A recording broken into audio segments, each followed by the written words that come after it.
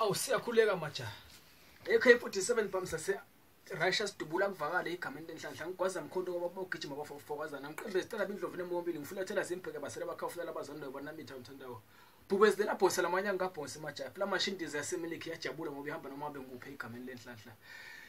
Sihlahla semdlebele singahlala inyoni ngihlasahlala inyoni ngobhamu kamehlo Nhlanhla sikhulekele nebawudela mzimba bafana bakadula umthathu bengihlale nami cha. Sivusele komkhulu ngidokotela lokhuluma nemicembe lesicalaba nje. Lamhlanje siyakhulekela sikhulekela nana icorona ukuthi manje yendlule igama Nhlanhla. Baningi laba survivor egama Nhlanhla siyaqola ukuthi bese senasiniketa ke lithuba. Ngidokotela lokhuluma nani majaha ngifuna ukukhuluma ngale liphondo leli. Lini legama lakhona. Angabe ngize ngisho igama lakhona majaha. Leli phondo lengikhuluma ngalo le njengoba nilibona njengamanje. Imisebenzi yalo mikhulu yesabeka lamanye. Nangabe nje ungumqulu noma nangabe kunemabhizinisi noma ke nawufuna ukuvula into thide letawuletha imali ekhaya.